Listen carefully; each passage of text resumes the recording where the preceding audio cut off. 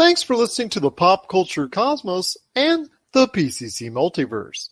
Check out more great podcasts today on one of these awesome affiliate networks. You're listening to a Weeby Geeks Network podcast. You're listening to the ESO Network, your station for all things geek. The Tangibound Network. Check it out. TangiboundNetwork.com. Listen to this show, the latest episode, every time. A proud member of the Gonna Geek Network. The opinions expressed are those of each individual. Check out all the other geeky podcasts over at GonnaGeekNetwork.com and get ready, because geekiness begins in 3, 2, 1. On this week's episode, is WrestleMania best over an entire weekend? Disney reshuffles its own movie deck. And what TV shows should you be watching while you're at home?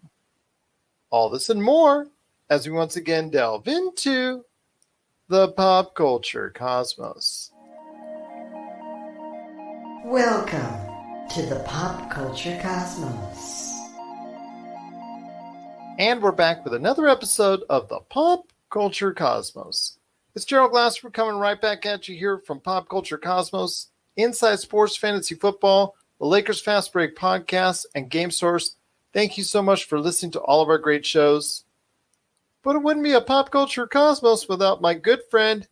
He's our own John Cena of Pop Culture Cosmos.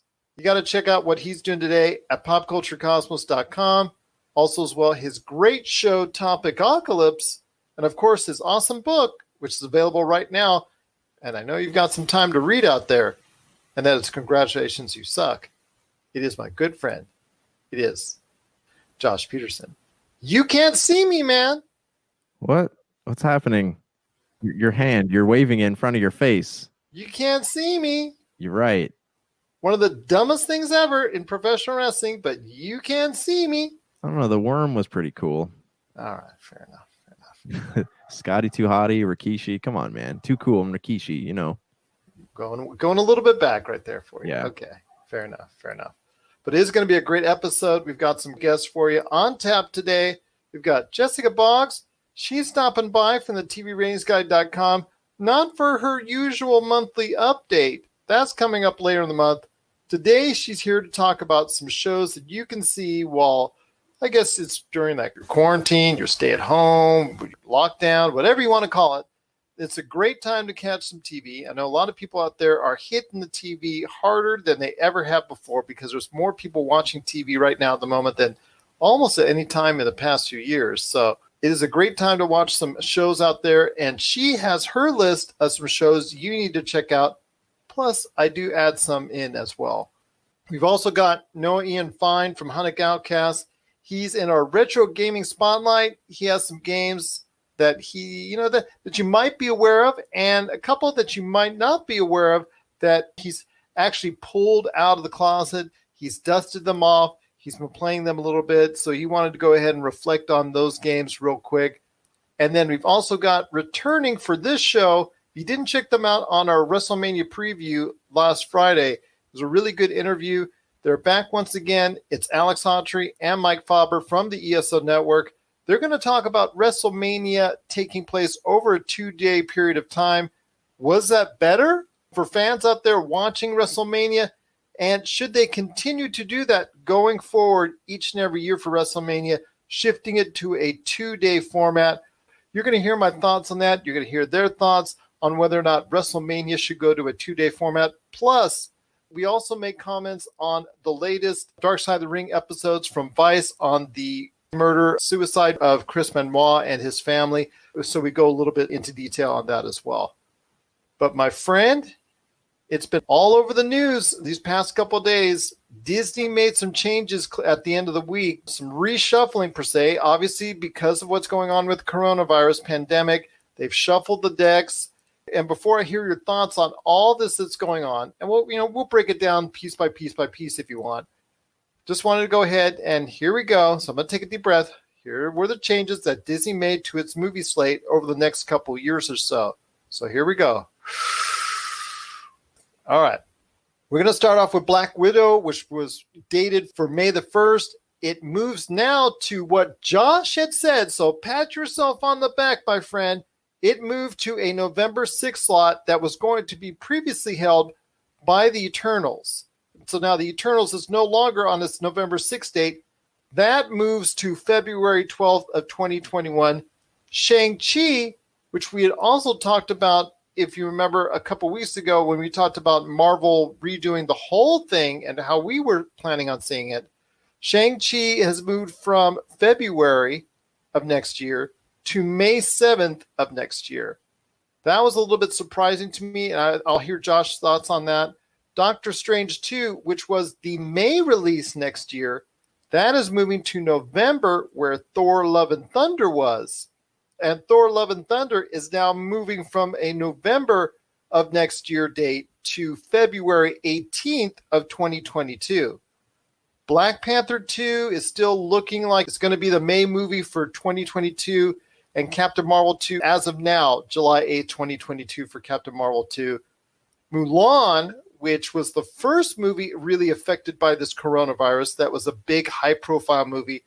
That was going to be, well, that should have been out already because that was March 27th. That is going to be releasing in late July, July 24th. On that date, Jungle Cruise was going to be setting sail to the movie theaters, but that moved a year. They pushed that back a year, and that movie is probably almost done, if not already done. So they're moving that to July 30th of next year. Whew, that's just for starters. Then you got Artemis Fowl. That was going to come out during the Memorial Day weekend. That's not even coming to movie theaters altogether. That's hitting Disney Plus, but they haven't set a date when. Ryan Reynolds' movie, Free Guy, which you and I liked that first trailer. We really remember we were commenting on it on a previous episode. That's moving from July to a weird day, December 11th. I don't know why that is. I hope that's not setting that one up for death. Wes Anderson's The French Dispatch, which looked really good. That's moving from July to October. The Indiana Jones 5, that's moving to July all the way in 2022. So I don't know how old Harrison Ford is going to be then, but yeah, he's going to be hopefully still alive by the time Indiana Jones 5 comes out. Then you have Steven Spielberg's West Side Story, and a movie I know you and I are both interested in, Ridley Scott's The Last Duel with Matt Damon and Ben Affleck. Both are still on the schedule for release this December as of now, but I would probably say one of those two will be most likely changing at some point. It's just a guess on those two. Whew. And that doesn't even count the ones that are still, they just took off the schedule entirely, like The Personal History of David Copperfield, Woman in the Window, Antlers, and The New Mutants, which I don't know, man, which is going to come to the screen first, Uncharted or The New Mutants. I think at some point in time, they're just going to have to bite the bullet and go straight to Disney Plus on it, but that's just me. So I want to hear your thoughts, man. Now that I can go ahead and exhale. I'm all done with that recap on all the Disney movies. So you heard him, my friend, as far as anything that really sticks out to you, because again, you need to pat yourself on the back because you called that Black Widow change to November. Yes. Well, I mean, it only makes sense. You know, a lot of films, a lot of studios are backing out of that summer spot pretty quick. Like, I don't think there's really going to be anything left, right? Mulan is supposed to launch in, what month was it? Mulan is being changed to July, late July. And I know what Wonder Woman is trying in August. There was speculation that Black Widow would try August too, but you and I thought that maybe after you convinced me that November was going to be a target date. Yeah, well, I mean, it sounds like the summer film, the summer box office is going to start in the end of July this year. And, you know, that at this point, that kind of seems like a smart move. And I applaud Marvel for, shifting Black Widow to a time when people aren't going to be like testing the waters by going to the movie theater. They'll be hopefully more comfortable taking their family to the movie theaters because, several months will have passed before hopefully businesses open up again and people can go about their lives. That being said, is this going to create a situation where there are too many films in theaters in that short span of time? I kind of feel like it might. It feels like there's a lot of traffic heading to theaters, and they're basing this all on the assumption that people might be comfortable enough to go back to the movies. Remember, James Bond 007, that was earmarked for about 2 to 3 weeks before Black Widow. Now it's hitting, if Black Widow stays on the spot, 2 to 3 weeks after Black Widow. And that's not to mention all the movies that are coming around there as far as not only box office hits per se, or ones that are targeted for that type of success, but you also have movies that are trying to go ahead and get that Oscar buzz right around that time. So yes, there will be a lot of competition. If the marketplace is somewhat healthy at that point in time, there's going to be a lot of movies coming around that time that are going to try and vie for attention. I have a feeling that this is not done in regards to movement. I know on the Friday show, we talked about Paramount, Universal, those movie companies changing their films. I have a feeling that this is not going to be the last reshuffling of the deck, especially when it concerns the months of November and December. Yeah, I mean, I have a feeling that we are just seeing the beginning of these shifting dates. What really concerns me, though, is that if you look at the dates that Disney released, like there's a whole bunch of things coming out in 2021 and 2022. It feels like that, like Disney has moved so far beyond just putting out 2 or 3 films a year, and they've moved into like putting out 10. You know, it's like we're gonna have a complete takeover of Disney in the movie theaters.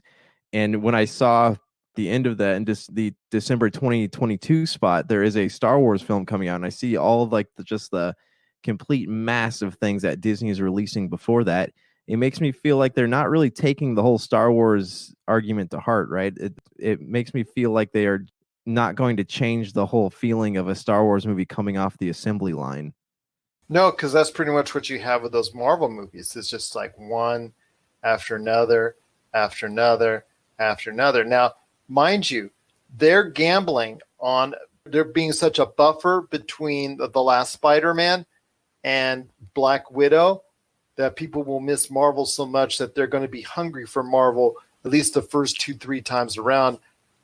Shang-Chi in the May spot, I'm excited about that because you and I talked about how we would love to see a Marvel version, and Marvel's foreseeing their thoughts on the, or their 2 cents on the Kung Fu genre.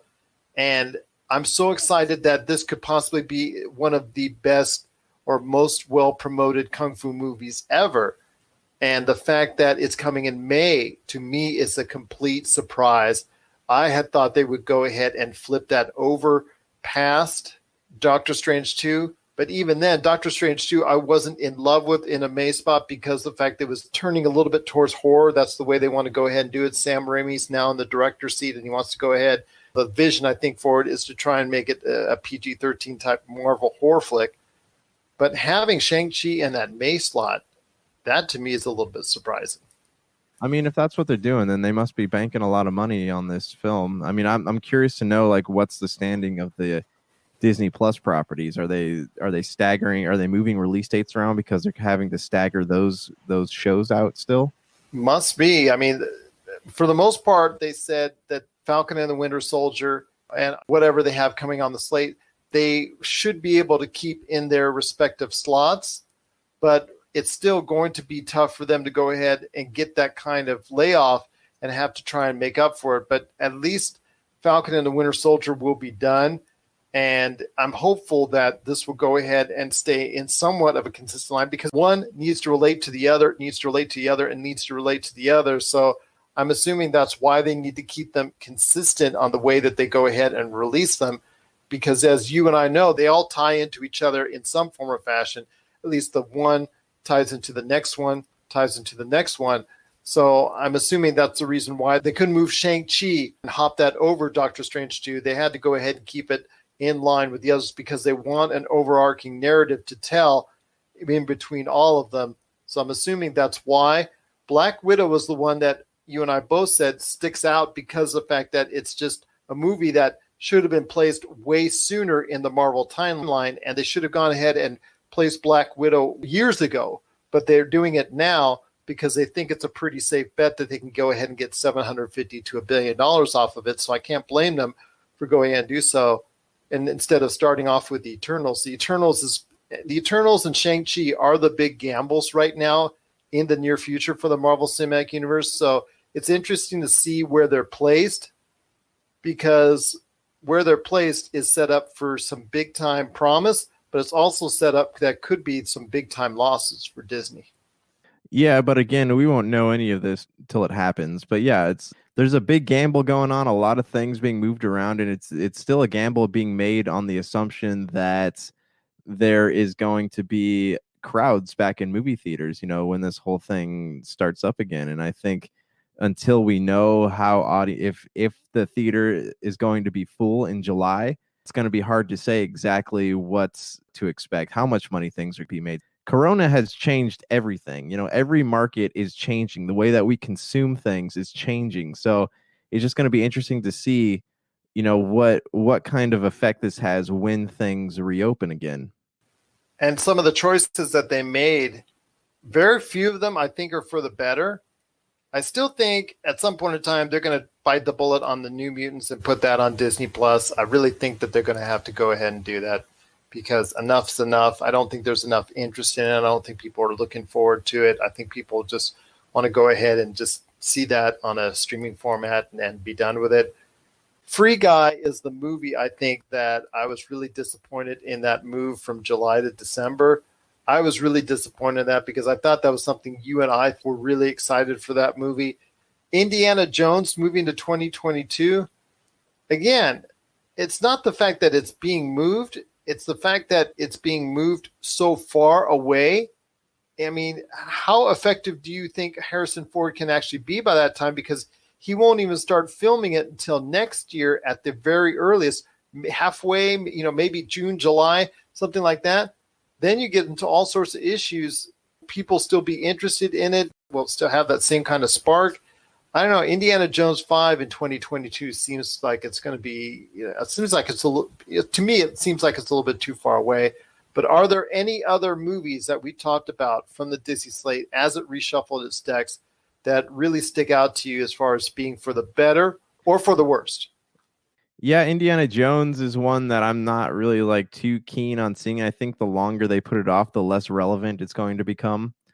Other than that, though, like I said, man, there's not really, I do want to see Mulan, and I feel like putting that as the first film to come off the Disney slate is kind of a bad idea, and I think that because they were really marketing that movie heavily. They were doing a great job of marketing. It made me want to go see it. So this is a movie that's not going to just be big in America, but it's going to be huge in the foreign box office. So I don't know if having that be the first thing people are able to see is such a great idea. Again, like you said with the New Mutants, I also feel like removing that from the slate completely is a bad idea, especially since the film is done. Put it out on Disney Plus, put it out on Hulu, whatever it might be. Let people watch it, because you're kind of just dragging it through the mud at this point, and they're only doing it harm. So I'm curious what their plan is with that. But other than that, I'll watch things when I watch them, but I'm just more curious to see how people are going to react when theaters open again. Exactly, and that's something we're still going to be able to keep a focus on right here at the Pop Culture Cosmos. It is an interesting slate that Disney now has, tentatively for now, because there could be more changes in store for not just Disney, but all the other movie companies out there as they continue to try and reshuffle the deck because of what's going on with the ongoing coronavirus pandemic. What are your thoughts about all the different movie changes that Disney made on Friday to all the movies that are coming up in the not too distant future, and some in the distant future seemingly? What are your thoughts on that? popculturecosmos@yahoo.com. Also as well, Pop Culture Cosmos, Humanity Media, and Game Source on Facebook, Twitter, and Instagram as well. Well, coming up next, we've got our good friend Jessica Boggs from the TV Ratings Guide. She's stopping by to share her thoughts on the shows you need to watch while on whatever you want to call it, lockdown, hiatus, stay at home, whatever you want to call it. She's got some shows that you think you need to watch, and I do too as well, coming up right after the break. This is the Pop Culture Cosmos. For the latest news and information, analysis and opinions on the Los Angeles Lakers and the NBA, check out the Lakers Fast Break podcast today on wherever you get your podcasts.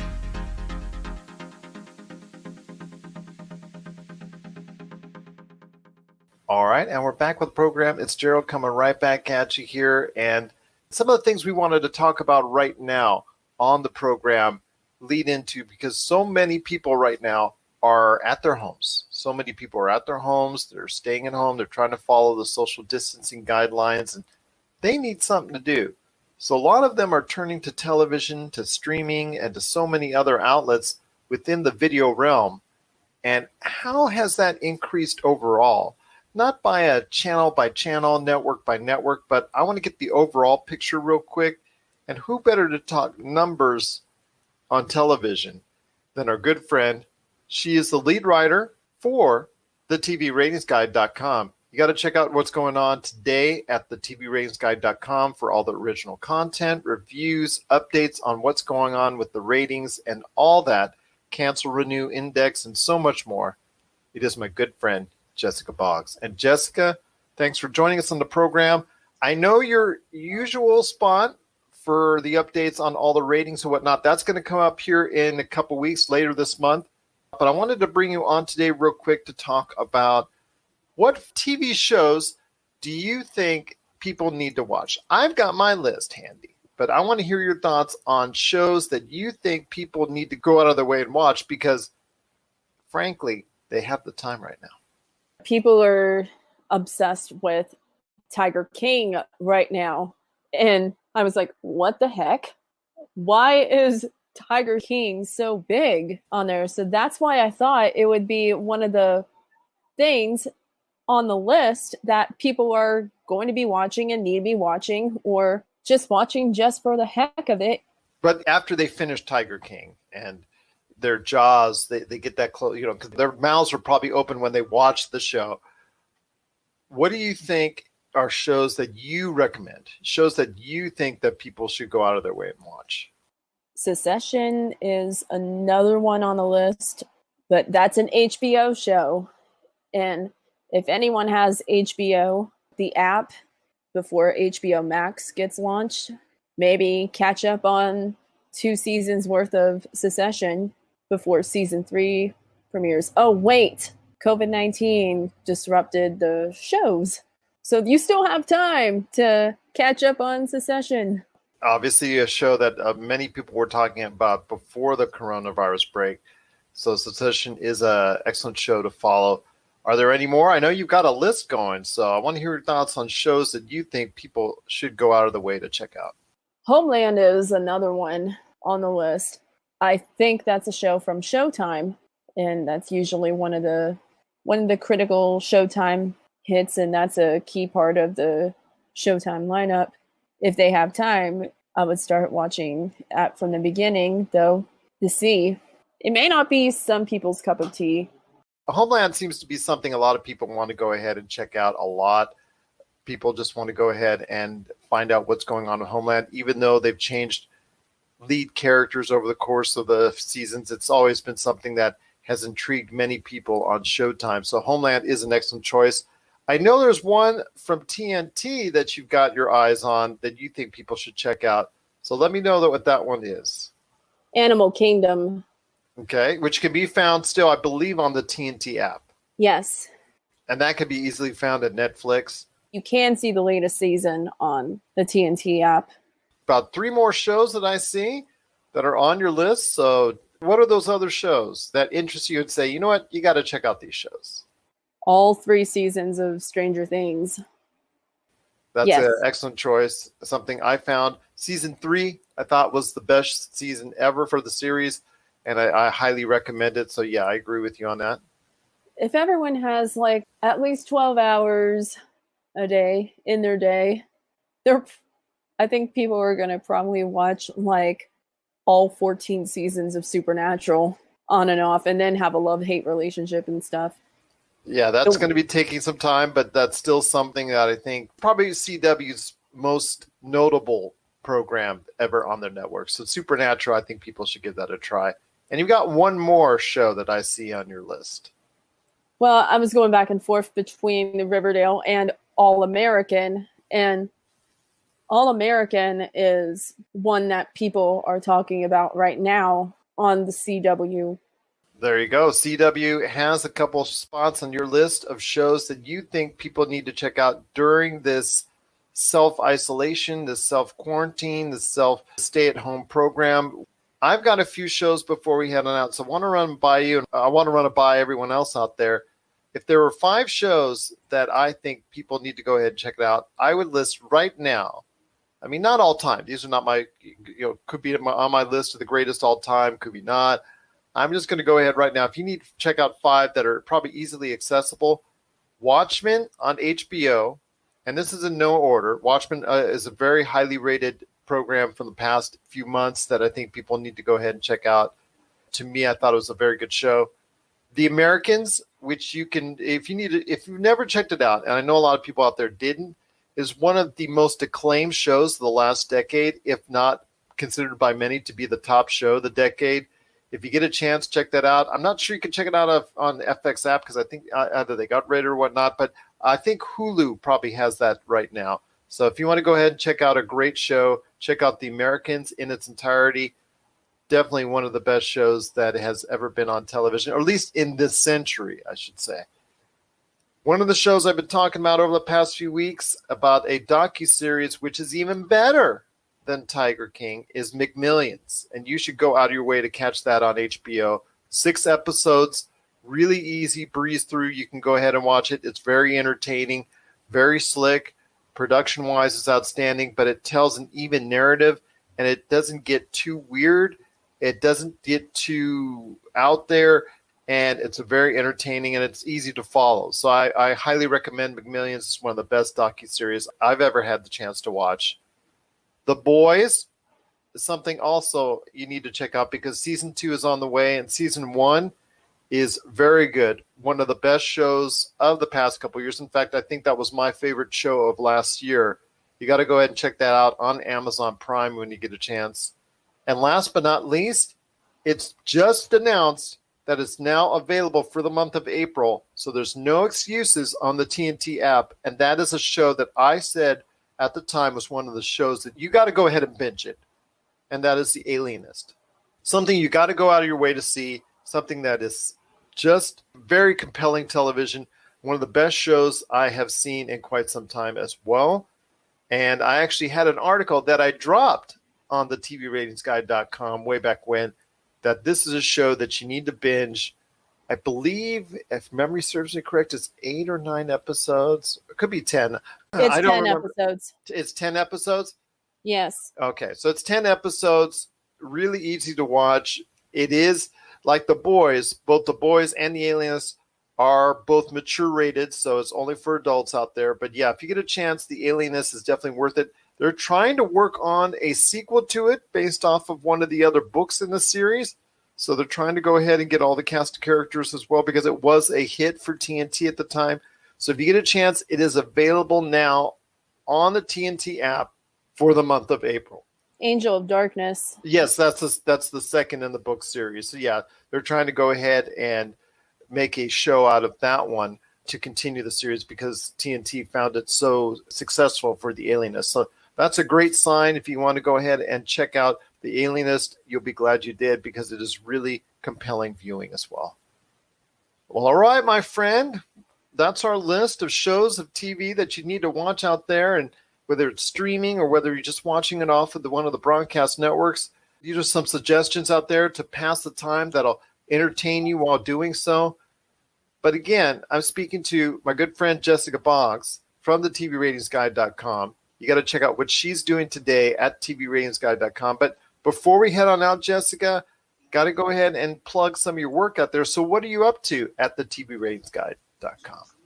So we have renew cancel indexes as well as opinion-based articles, and we also have original scripts. Sounds good, Jessica. Well, I'll tell you what, it's been great having you on the show. You're coming back on in a couple weeks here to give us that detailed ratings breakdown as only you can do it right here on the Pop Culture Cosmos. So I'm looking forward to that, your usual monthly report on that. But I want to thank you for taking the time in this crisis that's going on, this pandemic, for taking the time to talk to us about some good TV viewing.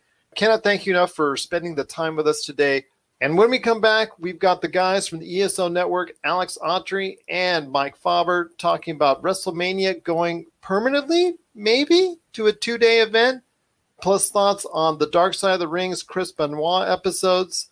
And also, Noah Ian Fein shares his thoughts on retro gaming coming up later on in the show.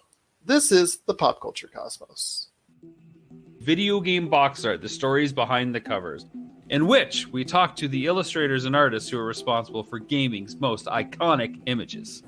Don't forget to check out Video Game Box Art, the stories behind the covers, celebrating gaming's most iconic images from the people who created them. This and many more from Rob McCallum Films. All right, and we're back with the program. Once again, it's Gerald Glassford coming right back at you here. And yes, WrestleMania is now done with, of course, big wins by Braun Strowman and Drew McIntyre heading up the news items. And we thought we'd go ahead and I get some great guests to come in and talk about it for today's program. I've got, first off, Alex Autrey, and also as well, director himself, Mike Faber.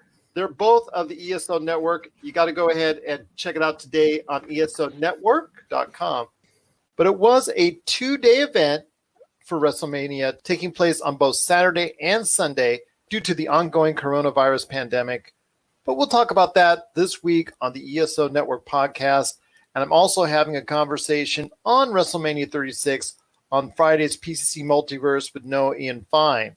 But I want to ask you guys, once things get back to a somewhat normal state and WrestleMania comes around again next year, do you think they need to switch to a permanent 2-day WrestleMania weekend event where it's matches on this day and then other matches on this day like they did this year, which I'm going to be honest with you guys is a little bit more appealing to me? And hear me out here. If they go ahead and possibly research into this and maybe think about doing this in future WrestleMania installments for when it actually is live over the course of a whole weekend. You start off with NXT. You could do the NXT on Wednesday, do the Hall of Fame on Thursday, SmackDown on Friday, and then Saturday, Sunday, leave a full WrestleMania weekend. I kind of like that idea. I also kind of like the fact that you're not watching one 19-hour WrestleMania like you usually are every year, as it's become. So I want to hear your thoughts. Mike, I want to start with you first. Your thoughts on that possibility going forward. Yes, I know it's taped. I know it's regarding the terrible circumstances that we're now in, but is this something that you can see going forward for a weekend possibility for a 2-day WrestleMania in years to come? Well, let me tell you, Gene, I could really tell. Oh, sorry about that. I had to clear my throat there. All right, Gerald. Basically, I'm thinking that we are going into a new era with wrestling. And I agree completely that I could see WrestleMania growing into, I hate to say it, almost a full week. They already do a lot of promotions the days before WrestleMania anyway. They have the wrestlers meet and greet, and they have all these different events for the public. Why not then tie wrestling into it? And I'd like the idea of having the Hall of Fame ceremony on Wednesday, then NXT on Thursday. Well, I was thinking about flip-flopping it because NXT is their normal day. Why not just make it the NXT showcase, the NXT takeover on Wednesday, and then doing the Hall of Fame on Thursday? Yes and no. I could see that, but making it something more special than just a regular episode and everything. And because this is WrestleMania week, this is their version of the Super Bowl, basically.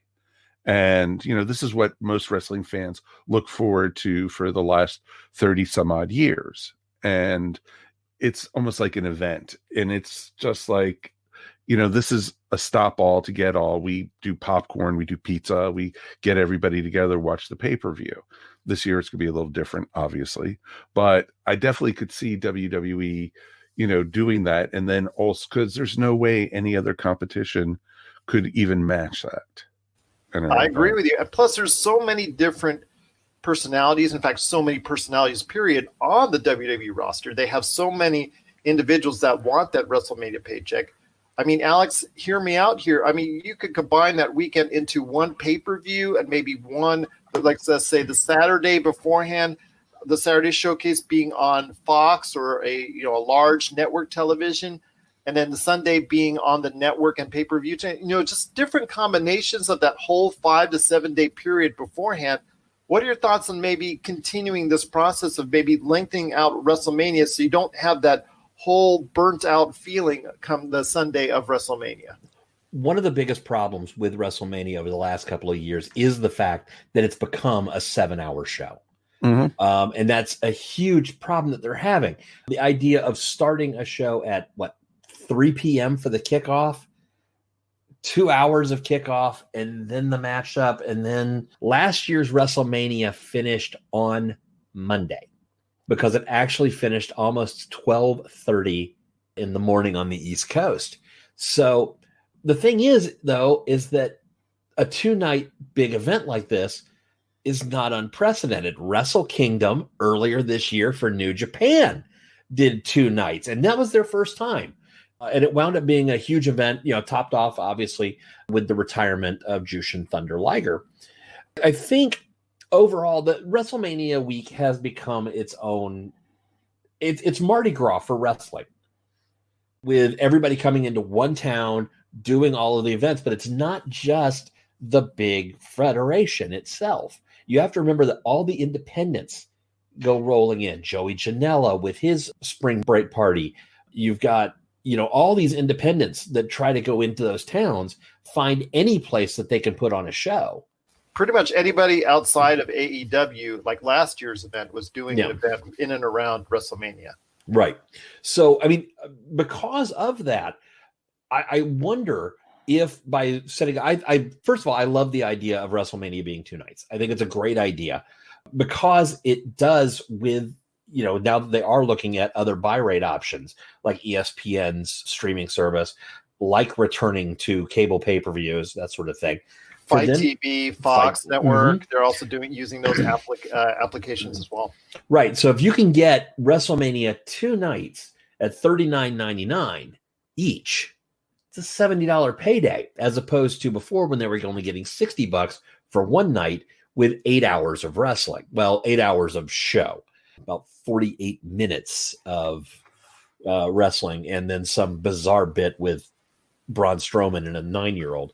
So I think that the idea is actually a sound one, and it's one that I think the WWE should be ready to make preparations to do on a bigger basis. The fact that they are doing it at a time when they literally needed something to counterbalance the fact that we're going to get a show with no pop at all.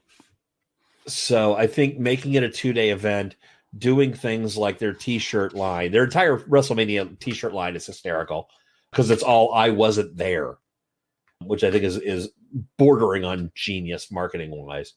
It's interesting, but I think that if 2 nights works for the WWE this year, it's going to be their standard from going forward.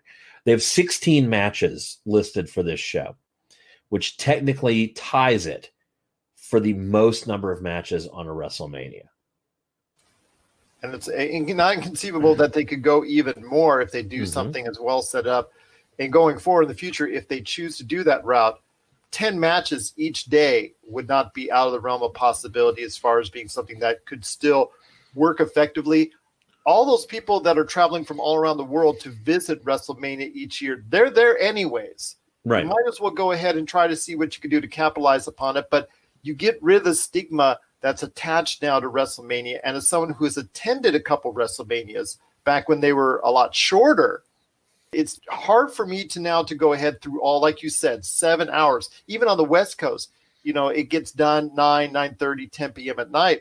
That's still, after 7-8 hours of watching, that's just really hard to stay focused, hard to stay interested in what's going on. And by the time the later matches happen, you just don't have the energy to do so. So I agree that it's just something that they should look at. But Mike, I think you had one more thing you wanted to say. Yeah, I was just going to say, I agree completely with what you're saying, Gerald. But it was like last year after the women's match was over at the end of WrestleMania, I was like exhausted.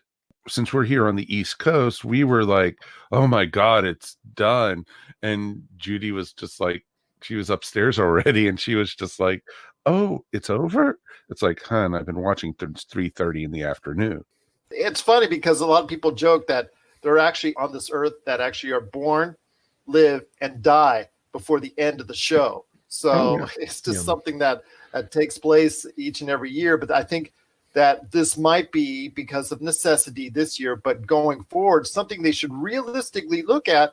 And if they're trying to go ahead and corner the market, and I know they don't really care about the independents that are trying to go ahead and monopolize and get money for a great portion of the year for them by going ahead and holding events in and around WrestleMania. I know the WWE really doesn't care about them per se, but still holding events almost all weekend long, or even like you said, all week long, would just be a great way to go ahead and monopolize for the WWE, for a company that sorely needs a boost of character, a boost for themselves financially, and something to go ahead and promote, because the in-ring product, well, over the course of the past few years, I know I've been listening to you guys' shows off and on, and also I'm sure you've heard mine as well, where it's like the product is not at this point in time what it used to be, but hopefully here are things that gives an opportunity to change. And one of the ways they may do it is by putting WrestleMania over a 2-night period.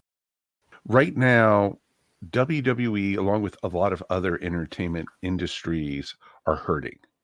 Look at what, Vince McMahon had to sell stocks, about a week and a half ago, to help keep on funding because of the bath he had to take with excess, the XFL, whatever it is, the football league he has, because they had to cancel half their season. Yeah. And now, with no more after the 9th, they don't know when they're going to be doing live wrestling again. Because there's now a stay-at-home order in the state of Florida. Exactly. And almost every other state they operate in. And, this is what's going on with a lot of the wrestlers, that they're not sure after the 9th if there's going to be massive cuts of staff, because right now the WWE is so bloated with undercard people anyway and everything.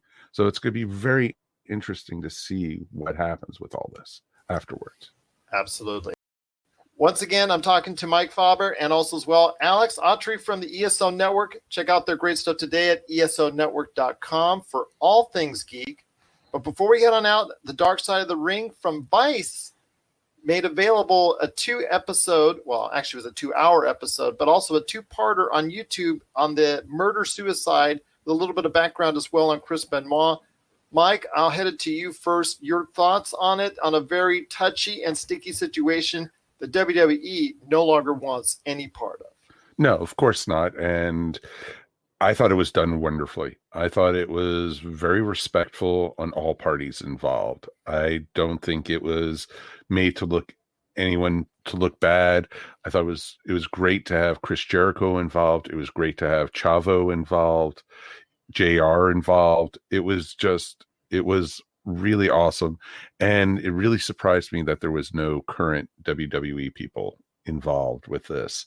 And it shows that they totally washed their hands of the whole Chris Benoit thing. And both Alex and I, FYI, just live right outside of Atlanta. So we were here when this went down. So we saw a lot of it too. And we knew, some of us knew some of the people who were involved in this and such. And it was just, we saw all the newscasts, all the coverage, even the day it happened. It was just a breaking news item right on the network news. It was pretty amazing. Alex, any thoughts on it? As an unabashed Chris Benoit in the ring fan, I remember that whole thing just being unnerving. The news coming out, the tribute show that was done for him, and during the tribute show, people finding out that it was a murder-suicide. And then, the whole thing of, well, it must have been roid rage. And then finding out, no, it was it was multiple concussions. Mm-hmm. His brain was like in dementia at that point. And it was just, it's heart-wrenching. a little unnerving. David Benoit in profile shots looks exactly like Chris. Oh, very scarily so. Which was beyond unnerving. But hearing from Nancy Sullivan's sister just put a whole nother spin on it. If people haven't seen this yet, why haven't you? It was just one of those things where it's the darkest moment in professional wrestling, and it didn't take place in a ring.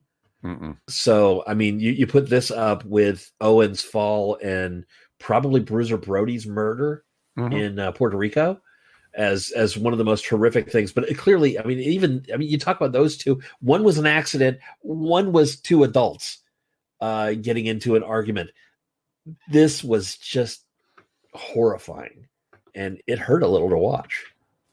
Absolutely. Although the dark side of the ring is, if you're looking for nice, uplifting wrestling subjects, you're not going to get it there.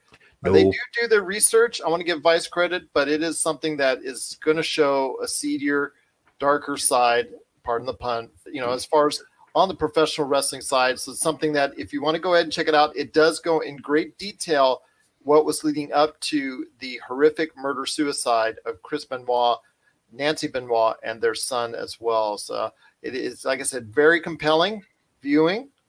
It is something that if you're a fan, you're going to watch.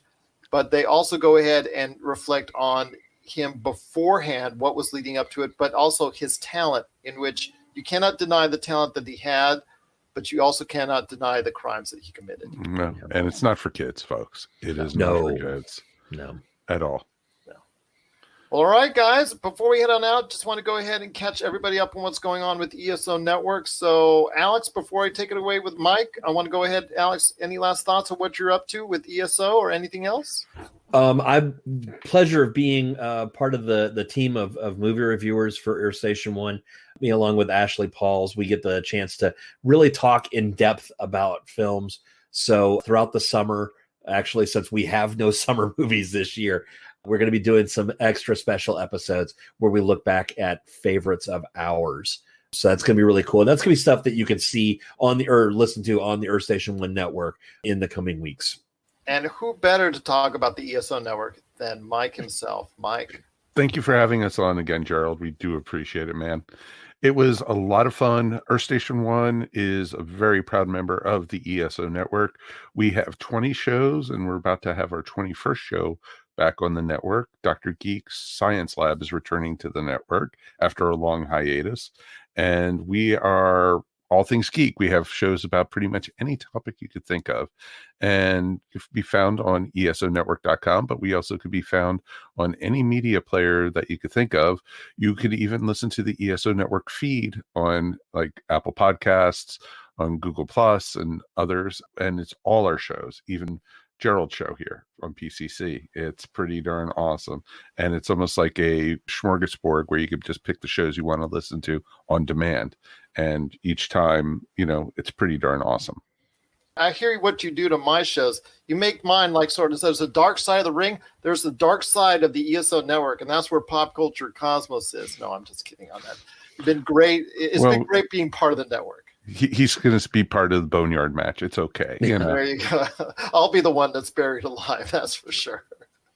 Once again, I'm talking to Alex Autrey and Mike Faber from the ESO Network. You got to go ahead and check out anywhere you get podcasts, the ESO Network, and all the great shows that lie within, or just head over to ESONetwork.com for all things geek. Guys, it's been great having you here. Thanks so much. And we ought to do this again about anything pop culture, pro wrestling, or anything else right here at the Pop Culture Cosmos. If you're tired of sifting through flea markets for rare and unique games, we can help. Retro City Games in Henderson, Nevada, only 5 minutes from the Las Vegas Strip, has all your favorite gaming staples, classics, and a wide selection of rare games with new stuff always appearing on our shelves. Come in and chat with Nicole or Doug about your love of games and watch as they help you complete your collection or find your childhood favorite. And don't forget, Retro City Games loves trade-ins. So if you have any Nintendo, Super Nintendo, Sega, Xbox, PlayStation, or even PC games, come in and visit Retro City Games today. Welcome to the new metropolis of gaming, Retro City Games.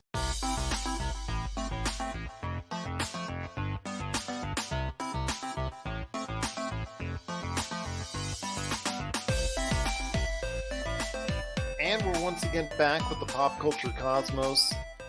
With all the time that everybody has right now, and that's a lot of time right now for a lot of people, many of them have been getting back into some retro gaming. And here to talk about some great retro games, some familiar and some not so familiar, is a friend of mine. It's Noah Ian Fein from the HunnicOutcasts. And Noah, great to have you back on the show. But really, what have you been playing that has been for you such a great blast from the past? I've been collecting systems and games since the 80s. It's going to be too long of a podcast to discuss every system that I own, every game that I own. I'm breaking it down. But over the years... You're talking to someone here who had Pong. So I had that too. I had Pong. I had the LCD Game & Watches. I had the Tiger Watches. Yeah, I said I had Pong. I had the Tiger games. I mean, I had them all. But over the years, some of them, unfortunately, either broke or got misplaced or lost when I moved from New York down to Florida. So back in between 2010 and 2015, there was two conventions twice a year in Great Oaks, Pennsylvania, called Too Many Games in June, and then in September it would be RetroCon. And it was pretty much, there was a section, there was a flea market for old and used video games and the systems and the computer games as well, with all the old video game computers like the Spectrum and the Amstrad and even the Commodore 64. And even by me, there's a flea market by Fort Pierce in Florida where, again, you can get used games and you can haggle and blah, blah, blah. But I figured I just go in a certain order of what I have. Mostly since a lot of the systems went kaput, and I'm not like James Ralph, the angry video game nerd. I can't hook them up in the back the way that he does because it would cause an electrical fire. And unfortunately, none of them are HDMI. So I have pretty much boxed the systems and the games. But thanks to my emulator, if I own it, I put it on a ROM on my emulator. So this way, legally, I have it. And it's easier because it's easier to play, store, catalog, and I can use a wireless controller. Or you can get yourself the Retron 5, which is also the system with the wireless controller. But unfortunately, like the CD-based games like Sega CD and Philips CDI and 3DO, that I've boxed up and used an emulator because even back then, the games were not good with the hardware and they would break or they would crash or they just scratch. So everything has been, like I said, boxed, catalog, you get the idea. But what I do want to discuss also with the maincades, because I know a lot of people have been getting those emulators and ROMs for years, I actually was able to get my hands on the motherboards at a convention, and you can put together the mini cabinets for the arcade games. And there's one that I want to discuss that unfortunately has been discussed to death, thanks to James Ralph, the angry video game nerd. This one is Ninja Baseball Batman, which is a beat-em-up. And beat-em-ups, I think, are simple. You go from left to right or right to left, and you just beat up the enemies. And then you have a boss, and that's it. It's like Teenage Mutant Ninja Turtles or the Simpsons arcade. But what's interesting about Ninja Baseball Batman, it was from Japan, came here, didn't sell well. There were only 40 units. I've seen some of the original cabinets, one in Miami at a barcade. What was interesting about this game is that you were mascots that were named after famous baseball players at the time of the 90s, or ones that people remember: Darryl Strawberry, Jose Canseco. They all have different abilities like the Teenage Mutant Ninja Turtles, but you were going after artifacts from Baseball Hall of Fame in upstate New York. And the boss fights, one of them was you were inside a jumbo jet fighting a biplane. Again, I was able to acquire the motherboard, but a lot of people want to get their hands, reproduction cart this one onto a SNES cartridge or a Sega Genesis. The people have been trying to, so it's still been petitioned. This really should come on Switch or PS4. As for a home console I think we all had that was made out of wood, the Atari. Two games I want to discuss. One was Pigs in Space starring Miss Piggy. This actually came out after Muppets was canceled on CBS, the original Muppet Show. And this was also during the Atari video game crash where you were getting a bunch of games for like a third of the price. And I got this at KB for like $2, if you can believe it, when it first came out. Atari was notorious for screwing their programmers, and they would eventually leave and, create their own companies. But you had 3 different programmers for Pigs in Space starring Miss Piggy. Link Hogthrob, of course, this was satirizing Star Trek, and they had a ship called the Swine Trek. Link had a Space Invaders type of game, and instead of fighting the Space Invaders, you'd fight chickens. And for the bonus of the spaceship, it'd be Gonzo, and if you were shot by one of the aliens, you'd be turned to a chicken. The other game for Miss Piggy, you just go from the bottom to the top of the board, karate chopping, because that's what she was known for. And Dr. Strangepork would try to do stealth to get to get to the Swine Trek. Only complaints about this game is that I understand it was taken from other Atari games at the time. Would have been nice if they could have used the Swine Trek and made it like a Defender clone, which would have been interesting. The other game I wanted to discuss, which I found to be interesting, was Pitfall, because we all know that one. A lot of people think of their version of Pac-Man. And again, the stories were that the programmers had months to work on a game and have it rushed out. But Pitfall was one of the reasons why kids wanted, because in the arcade you collect points, and Pitfall was, you were starting to go on an adventure. So, and the whole idea was you had to get enough treasure before your time would run out. And the way your time would run out is if you would fall through different, pitfalls. You would run across a screen and a lake would open up, and that was supposed to be quicksand, or you couldn't jump over the crocodiles. And the more times you died, that's how you'd lose your time. And there'd be another section of how many points you got. So at the time, it was innovative. Well, Noah, I cannot thank you enough for stopping by to talk some great retro gaming. Looking forward to you checking in over the next few weeks with some more retro gaming thoughts right here on the Pop Culture Cosmos. Cannot thank enough Alex Autrey, Mike Faber, Noah Ian Fein, and Jessica Boggs for stopping by the show. Please, if you can, give us that 5-star review out there. If you can, subscribe to us, whatever you can do to support the show. We are truly indebted to you. Or support the great radio stations, because we're on over 25 of them around the world. Support the great radio stations that play the Pop Culture Cosmos. My friend, a famous individual from the Marvel Cinematic Universe hit 55 this weekend, Mr. Robert Downey Jr. So RDJ hit 55. Now that brings up a good question, because his name has also been in the rumorville lately about possibly returning in some form or fashion to the MCU. I'm not sure I'm ready for it. Are you? If he does return, I feel like it kind of ruins the whole impact of him fading out in Avengers Endgame. But also, I'm wondering if, after the bomb that was Dr. Dolittle, if he doesn't really have many other options outside of playing Tony Stark again. If he's kept, similar to what he did at the end of Avengers Endgame, where he had that recording, maybe something similar in, like I said, a future episode or future episodes, that he's not entirely there, that he's made recordings from the distant past. I can live with that. Plus the What If series that's still scheduled for next year. I could see him doing that, and I could have no problem with it, because then again, it's a what if scenario. Just because of the paycheck that he demands, I don't feel like Disney would bring him back just for a cameo. There'd have to be something else in it that would make that worth the money for them. But I don't know. I don't know anything about how much he would charge for something like that. But I feel like Disney would really want to get their money's worth out of it. It's something that we need to go ahead and still keep an eye on. RDJ, as he hit the big 55, a lot of his celebrity and Marvel friends paid their respective wishes, and obviously we do too. Thank you so much for everything he did for the Marvel Cinematic Universe, for pop culture. But yes, as long as he stays somewhat out of the limelight, doesn't go back into it full blast in the Marvel Cinematic Universe, I think we could hang with that. But as Josh said, he comes at a high ticket price.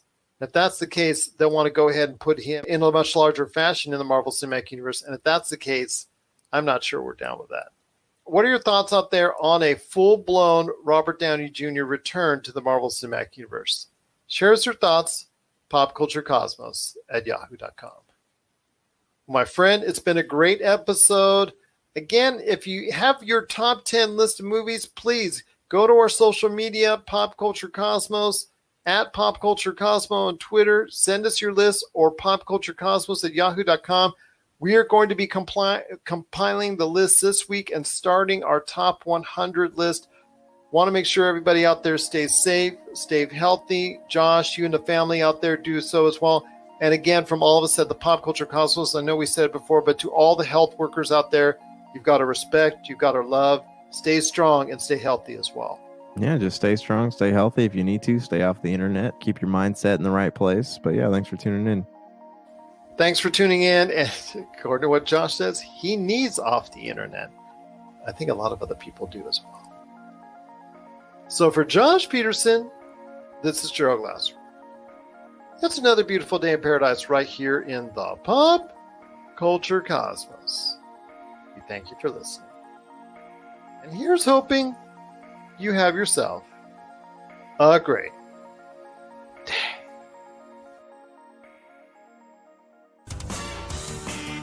Hey, weird podcast people. Join us every week on the Flopcast for a half hour or so of silly conversation about comics, music, Saturday morning cartoons, old movies and TV shows, and chickens. It'll be our little secret. Find us at flopcast.net and on the ESO Network.